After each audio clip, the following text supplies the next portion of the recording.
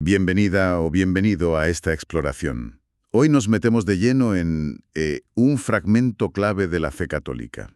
Es del credo, esa parte que dice, creo en un solo Señor, Jesucristo, Hijo único de Dios, nacido del Padre antes de todos los siglos, Dios de Dios, luz de luz, Dios verdadero de Dios verdadero. Uf, potente. Y para entenderlo mejor, vamos a usar un texto de Liliana Pichardo Robles. La idea es desgranar qué hay detrás de estas palabras tan densas. Exacto. Vamos a seguir la historia que nos cuenta la fuente. Empezaremos por la creación, esa relación original con Dios, luego veremos la ruptura, por qué hizo falta una redención, digamos, y llegaremos a Jesucristo, claro, como la respuesta de Dios, todo desde la perspectiva católica que nos presenta el texto. Es meterse en el corazón de una doctrina compleja, sí, pero fundamental. Entendido. O sea, no solo las palabras sueltas, sino el relato completo que les da sentido. Muy bien, pues vamos a ello. Empecemos por el principio. El texto nos sitúa ahí, en los orígenes. Describe cómo se creó a Adán y Eva. Los pone en un paraíso, un lugar perfecto, maravilloso, dice, sin que les faltara de nada. Sí, y ojo a un detalle que subraya.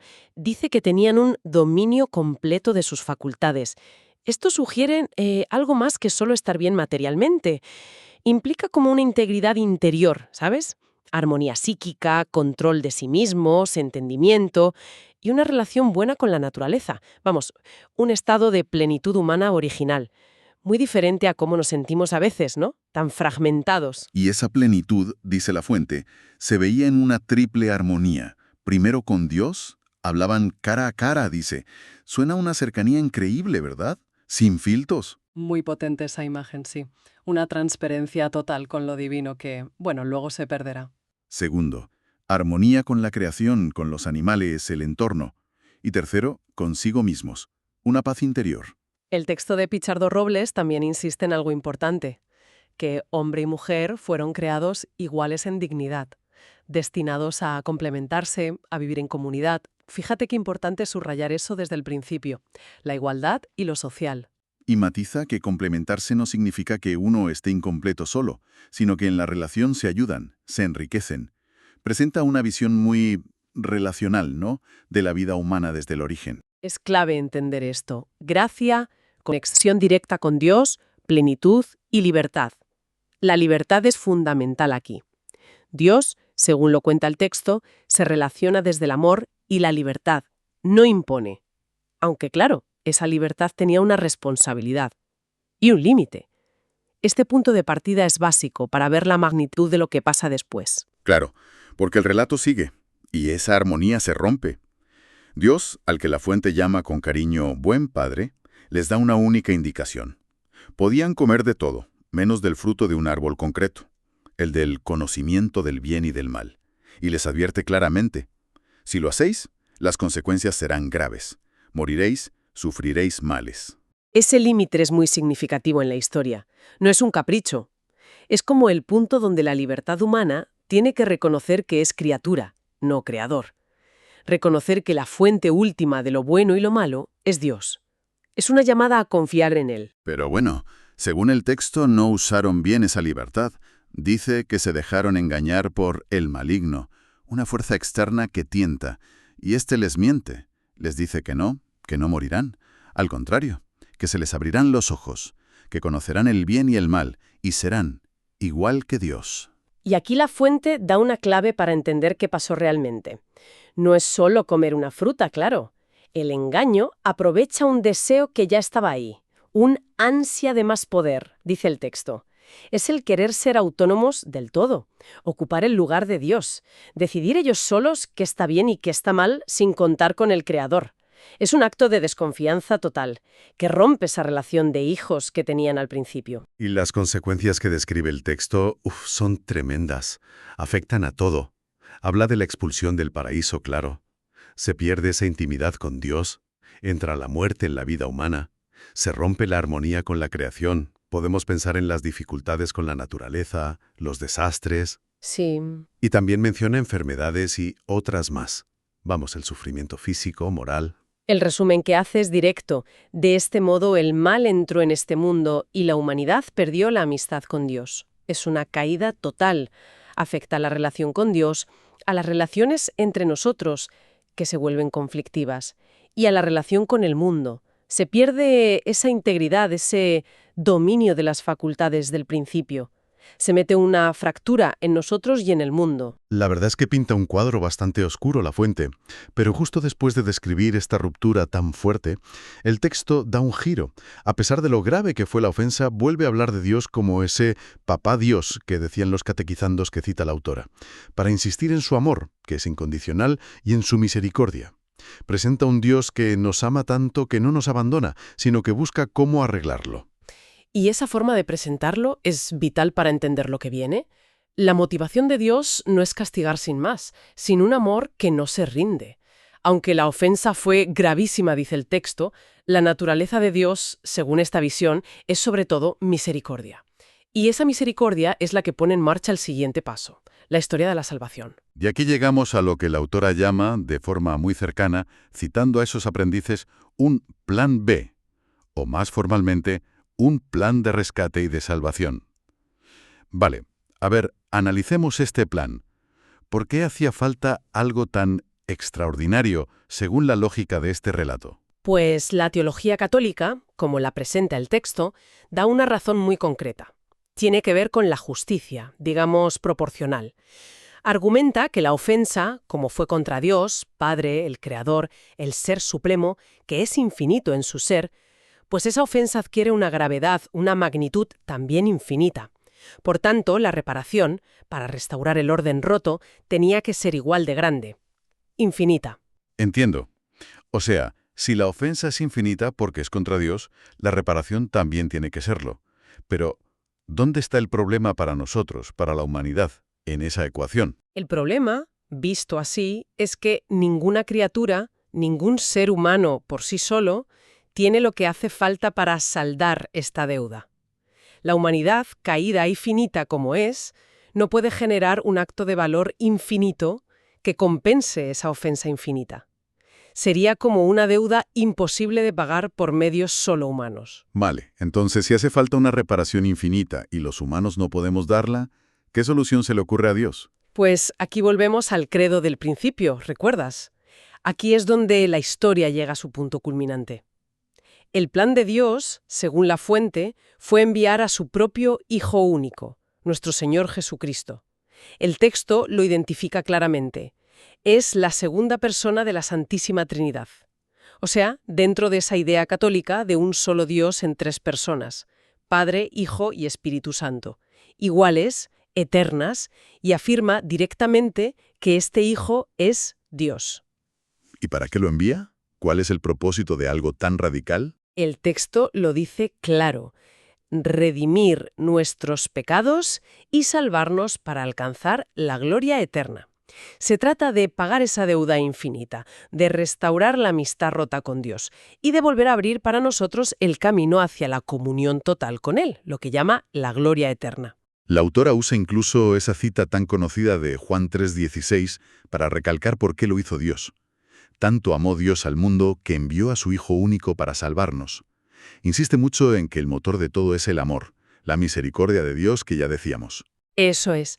Pero hay otro punto clave que destaca La Fuente y que conecta la solución con el problema original de una forma muy íntima.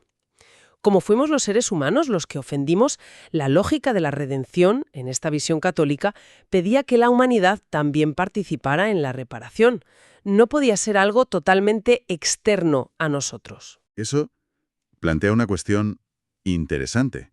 Si hacía falta algo infinito, solo Dios puede darlo, y a la vez participación humana, porque nosotros ofendimos, ¿cómo se juntan esas dos necesidades? Justo ahí está el misterio central que el cristianismo llama la encarnación.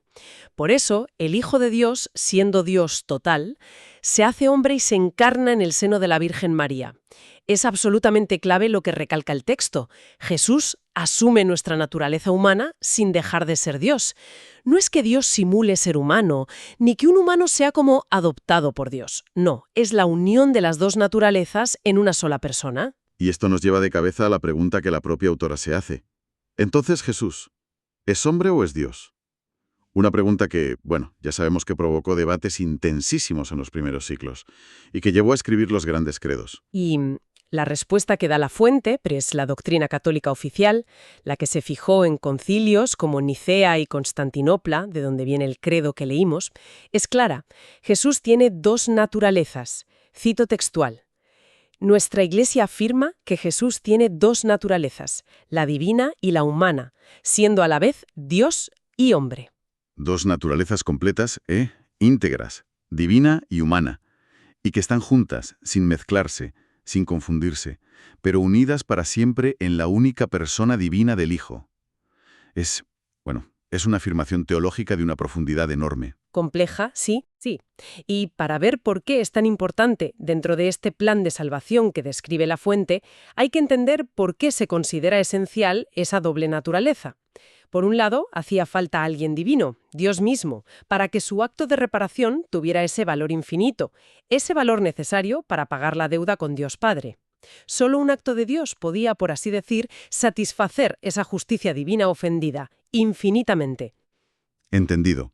La naturaleza divina pone el valor infinito. ¿Y la humana? ¿Para qué era necesaria? Pues la naturaleza humana era igual de necesaria, según esta doctrina, para que ese acto de redención se pudiera hacer en nombre nuestro, de la humanidad, y para que se nos pudiera aplicar a nosotros.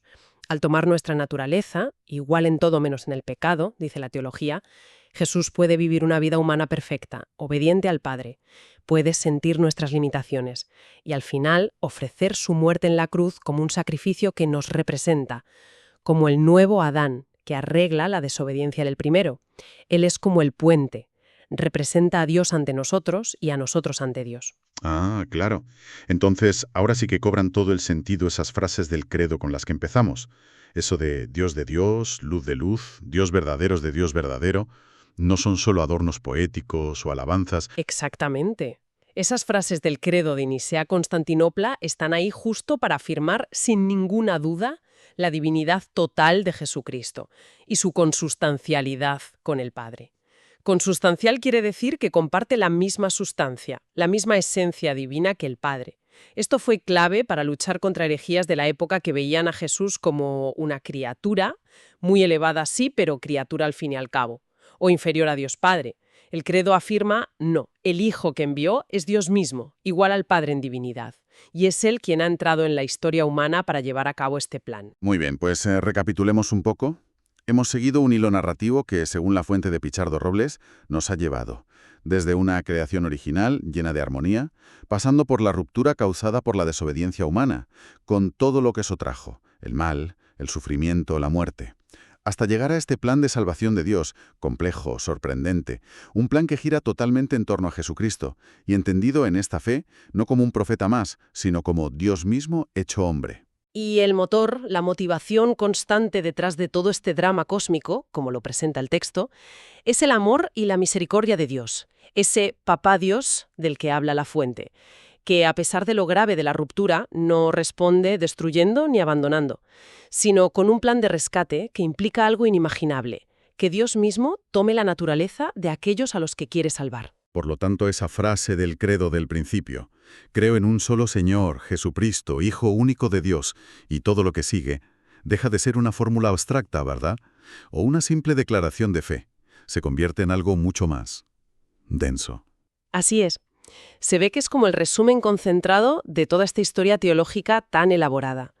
Sobre el origen del mal, sobre por qué necesitamos redención y sobre quién es realmente Cristo, Dios y hombre.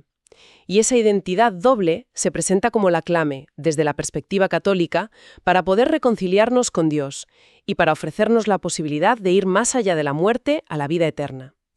Es, en resumen, la respuesta de Dios al problema humano que se planteó al principio. Y para terminar, una reflexión que me surge de todo esto. El texto de Liliana Pichardo Robles acaba con una oración muy personal. Agradece a Dios Padre por enviar a Jesús, y se compromete a agradecerle, obedecerle, seguirle. Más allá de toda la arquitectura doctrinal, que es fascinante sin duda. Que tiene su interés intelectual, claro que sí. Totalmente. Pero más allá de eso, quizá lo que queda resonando es la idea central, ¿no? La idea radical que hay en el fondo de esta historia. La de un Dios que no se queda lejos, impasible ante lo que nos pasa.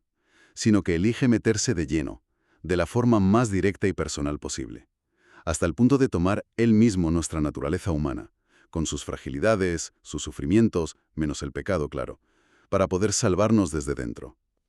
Es una afirmación muy audaz sobre cómo es Dios y cómo se relaciona con nosotros. Sin duda, algo para seguir dándole vueltas después de esta exploración.